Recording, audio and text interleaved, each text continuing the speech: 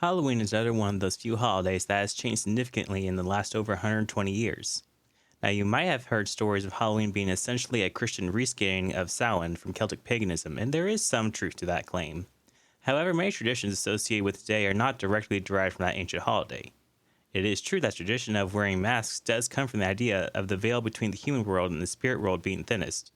Masking yourself would make you blend in with the fae folk, demons, or in general mischievous spirits. However, that tradition and the general feeling of spookiness are pretty much the only thing connecting Samhain to modern Halloween.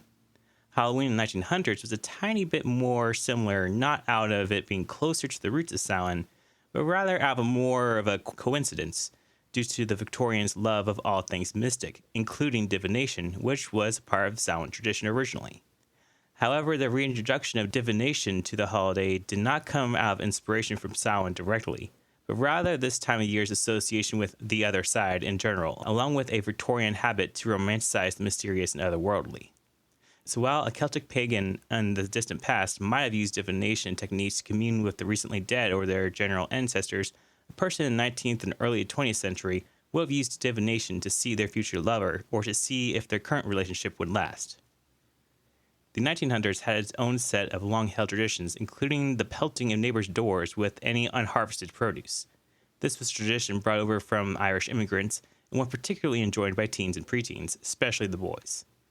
This demographic would get up to all sorts of mischief during the evening of Halloween. They would carry around jack-o'-lanterns, terrorize smaller children, let farm animals loose or try to spook them too, and so on, limited only by their imaginations, and whispered dares and accusations of cowardice towards each other. It wasn't uncommon, especially in larger towns and cities, for the rowdy youths to steal any wood or scrap metal from the neighbors that they could and barricade doors so that none of the adults having their Halloween parties could stop them from making a gigantic bonfire with the remainder of the stolen wood right in the center of town. Each year, it seemed, the children's pranks would get more and more dire and destructive. And so to entice the kids to be nice, they offered them treats so that they would stop with their tricks. By the 1920s, many towns and cities would put on large carnivals and parades to distract even the rowdiest boys, and the children were invited to Halloween parties previously reserved only for adults and well-mannered girls. The carnivals and parades would eventually evolve to trick-or-treating we see today, but that is a few decades off. For now, let's prepare for an old-school 1900s Halloween. This year, Halloween is on a Friday, which leaves us not much time to decorate, set up games, and bake the days leading up to it. We decided to start a few weeks early with making some decorations, preparing games, and gathering supplies. I've read and heard of many different games to include in my party, leaping over candlesticks to tell luck, dropping hot lead into water to determine a future husband's profession, carving an apple with various initials to determine your future partner's name, even determining your fortune by using your weight. Many games of all sorts to choose from indeed, but only so much time in the night, which means we will only be able to do a few of the more popular games. We start preparing for the holiday by anticipating the various antics of the youths. After our usual morning routine, I harvest my tomatoes so I won't wake up to mud and tomatoes all over my front door and porch like last year, and we finally put the spare wood to good use by chopping it up and hauling it inside so that it won't go into a massive bonfire in front of Mr. Schumacher's store like last year. Next, we go to town to pick up any party supplies, ingredients to make hors d'oeuvres, popping corn, nuts, apple cider, parchment paper, and lots of apples. After that is done, it's time to make supper and get our nightly routine done. I go to sleep with images of apples and goblins soaping windows in my head.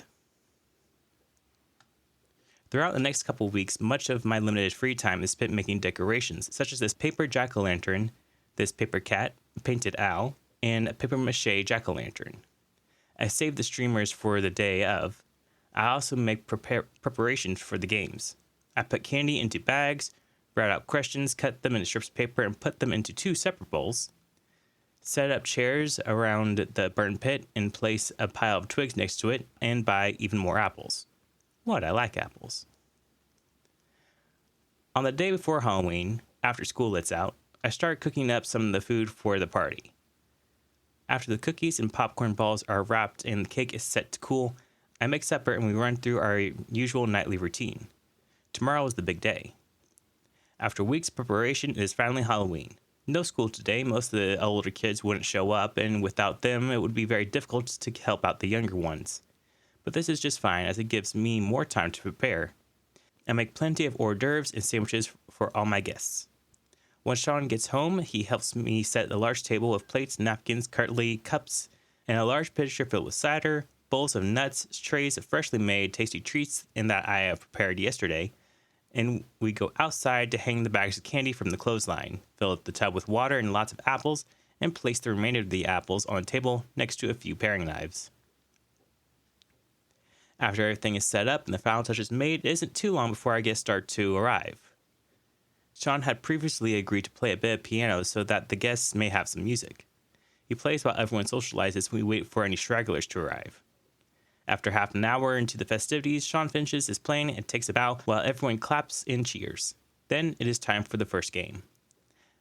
I have the single men and women gather in two groups and let them pick scraps of paper from two bowls I had prepared earlier in the day. After some time answering trivia, everyone is matched up for the night. And so we move on to outside, where more games are to be played. Everyone gathers around the basin full of water and apples. The first volunteer is given a fork, which she takes, holds up high, and drops it, hoping to skewer an apple. She misses and, disappointed, retrieves the fork to hand to the next volunteer. Patiently, we all wait for our turn to try our aim, some flirting with their matches. After everyone has had a turn, the winners gloat with their apples, some sharing with their matches. While still outside, we head to the next game. Once again, a volunteer comes forth to try their skill.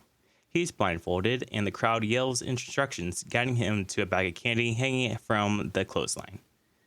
After some fumbling around and getting whacked in the face with the bags of candy and biting air, he gets a hold of one of the bags and takes it from the line. Victorious, he opens the bag of candy and hands the blindfold to the next volunteer. Eventually, after much fumbling, a couple falls, and lots of blindly biting the air, everyone gets a bag of candy. Next, everyone is handed an apple and a paring knife, if they did not already have a pocket knife to use. And carefully, we all try to peel our apples in one big, long peel, or at least as long as we can get them. One by one, everyone takes their peel, or the longest of them, and throws them over their shoulders. Excitedly, everyone looks at the peels to determine what letter it looks closest to. This one tends to really make or break the matching done in the beginning of the party. Some wink at their matches, some give disappointed huffs, some still don't pay any mind to what the apple peels say. By now, the sun is starting to set. We all take our seats around the burn pit while the fire is lit. For a while, everyone talks and enjoys their candy and warms their toes by the slowly growing fire. Then, tiny sticks are handed out to everyone. I lead, throwing my stick into the fire, and while it burns, I begin my story. After my twig is burned up and my story finished, then the person to my right throws her twig into the fire and begins her story. And so on until we all get a chance. Then we vote on who had the best story. Once picked, the winner is handed a paper crown and declared the Halloween king or queen. And so once we have all had our fun, we head back inside and supper is served. We fill our glasses with apple cider and our plates full of sandwiches, nuts, and whatever hors d'oeuvres we wish. And we sit and socialize while we eat. Once we're all finished, the cake is brought out, cut, and served too. It isn't long before one of the guests finds the hidden ring. Excitedly, she announces her good fortune, while everyone cheers or jeers and teases her match with congratulations and well wishes for the wedding.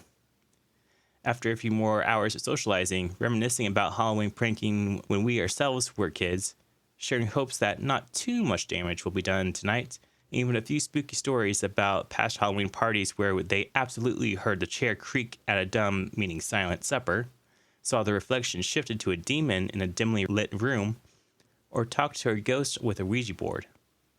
Finally, long into the night, we start to make our goodbyes and wishes for safe journeys home.